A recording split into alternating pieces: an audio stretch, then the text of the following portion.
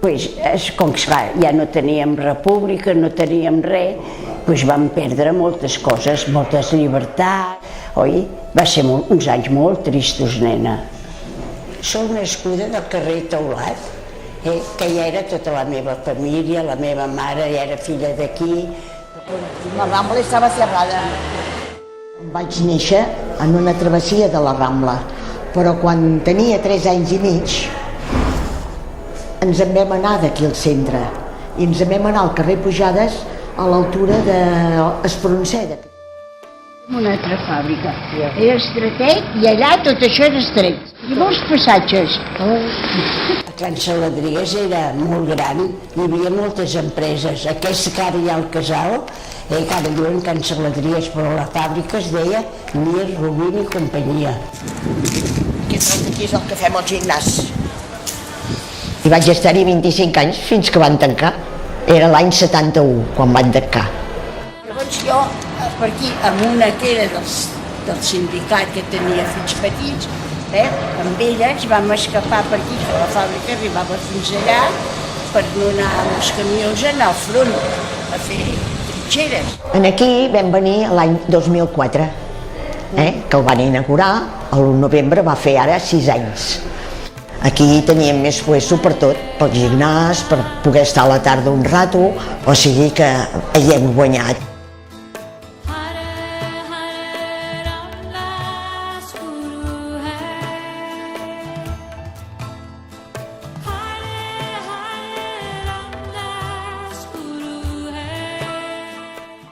A 14 anys era l'edat que era la que deixaven entrar a treballar i em van posar a casa meva, em van demanar feina i vaig venir a treballar aquí. I vaig estar aquí fins després de la guerra, que quan me'n vaig anar hauria de tenir uns 21 o 22 anys, perquè al tèxtil ja no hi havia feina, oi? I llavors hi vaig anar a treballar en un altre lloc. Aquí als teixits vaig entrar a treballar a l'any 45. Tenia 24 anys. I vaig treballar fins a l'any 71. Aquí a 8 anys ja era com una privilegiada, perquè fins n'hi havia que havien entrat més joves. El meu pare em sembla que en tenia 7 quan va anar a treballar. On pagaven en fàbriques que diuen que era el Cànem, allà del Conde Godó, allà sí que pagaven molt. La fàbrica del vidre amb els homes, però aquí aquesta fàbrica de teixits no, perquè la meva mare a 8 anys ja va entrar a treballar i mai va dir que li havien pagat, ni havien maltratat, i treballaven 3 germanes aquí.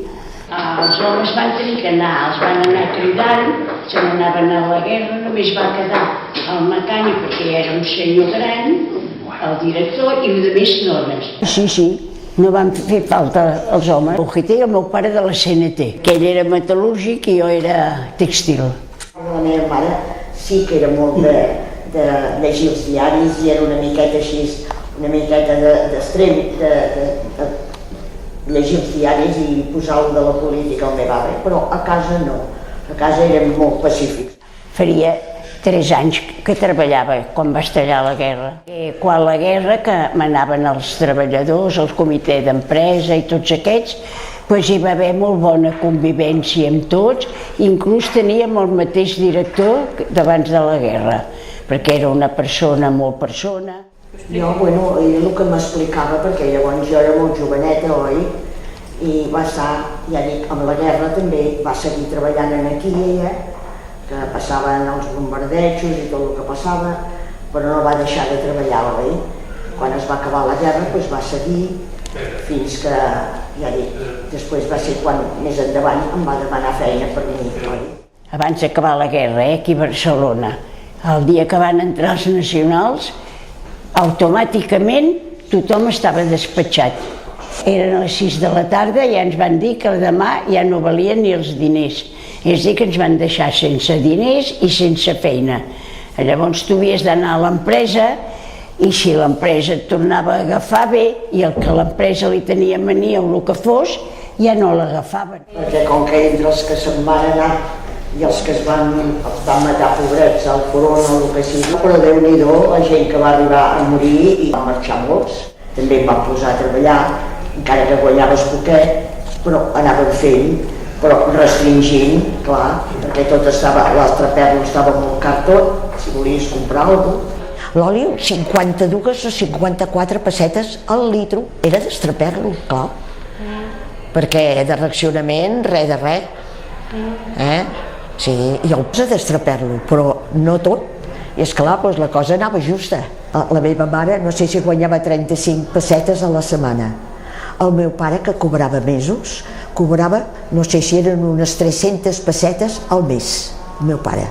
Jo guanyava 25 pessetes i feia 4 viatges al dia, tramvia i metro. Després, cap d'anys, les coses es van suavitzar una mica, però van passar uns anys molt dolents, de molta repressió, molta por, oi? I mira, els dissabtes, durant la setmana, si podíem anar un cop o dos al cine, anàvem al cine, i els diumenges si podíem anar també, oi? I sortir o anar a visitar alguns amics que si estaven malalt. Perquè de vetllaire guanyaves 17 pessetes, llavors quan et posaven a teixir, llavors era profit, esclar, depèn del que tu donaves. Ara, després me'n vaig anar a la metal·lúrgic i ja em donaven 30 pessetes. Al ram metal·lúrgic, quan et casaves, havies de plegar de treballar. Et donaven aquests pocs cèntims, oi? Però havies de plegar de treballar. Casades no en volien. Estaven molt ben avingudes totes les treballadores. I quan va fer els 25 anys a l'amo, va ser quan va voler-ho celebrar. I va ser quan van fer aquestes fotografies. Treballaves per uns diners, llavors l'extra t'ho donaven al metàl·lic, amb el mateix sobre posava un paperet, si eren 10, 15, 20 pessetes, tot t'ho posava junt. I un dia va i ens ho treu, no ens ho donava. I vam anar al sindicat, al vertical aquest, a denunciar-ho, que ens havien fet aquesta mala passada. I duíem un paper d'aquests. I els que ens van rebre, doncs, ai, sí, no, però agafen el paper i se'l guarden. Ai, coi, vam dir, si es queden el paper estem perdudes. Com érem joves, oi? Enraonant, una va i li pispa el paper al del sindicat, que era nostre, que se'l quedava, i ens n'anem. Vam guanyar el judici, perquè que teníem el paper conforme que era veritat. Representava que ens defensaven a nosaltres, però anaven a favor sempre de l'empresa. Anaves a dir alguna cosa i mai tenies raó, oi? I nosaltres vam guanyar el judici pel paper, perquè me'n recordo un dia del judici que hi havia l'amo, portava sombrero i va fer així, el sombrero, i diu, és igual, doni'ls el que demanen, com aquell que se sentia esplèndid. Perquè quan pujaven al pau o al transport s'ensorrava tot de seguida. Ara t'ho pugen i ni t'enteres ja. Va ser que va durar 5 o 6 dies, i no va pujar ningú al tramvia, ningú. Ningú et deia res, però ningú pujava. Jo llavors treballava al carrer Aragó, i anàvem d'aquí al carrer Aragó a peu i veníem. Llavors va venir el diumenge i va dar la casualitat que jugava al Barça. Llavors la companyia va pensar, aquesta és la meva, va posar un gran servei. Els homes se'n van anar al futbol a peu i van sortir cap a casa a peu. No va pujar ningú al tramvia, va ser una vaga sense dir ningú res. Vam guanyar però mira, ara s'ho recuperen. Aquí a ningú li interessa moure allò, no sé el per què, però no parlis d'abans. Com roben i com fan, així com a altres països hi ha hagut protesta. Aquí també ens van fer un casal, el casal teulat, que teníem allà on havia hagut el dispensari i els urbanos. Després ara ens han fet aquest a Can Saladrigues, que és molt maco, molt gran, que estem molt bé. Van tirar tot a terra perquè eren unes naus molt velles per poder fer tot això. Però jo ara tinc els peus aquí i és com si hagués estat a la fàbrica que jo actualment vaig estar 25 anys. Jo ara a l'actualitat, el mes que ve, faré 92 anys, però de moment estic molt bé, recordo moltes coses del barri, oi? Quan hi havia el cànem, quan hi havia una huelga, les corrides que hi havia. Hi ha algunes encara de quan jo havia sigut a la fàbrica, però ja quasi només en queden, si en queden 2 o 3, ja falta molta gent del barri, oi?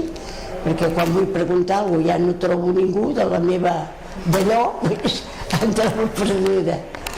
Durant alguns anys em vaig trobar algunes, ara ja no en trobo cap, perquè n'hi havia que eren més grans que jo i n'hi havia que també eren més joves, però ara actualment no en trobo cap. Ho podria preguntar, però aquí, si tots me s'han mort, han passat molts anys, jo perquè mira no me moro, noia, però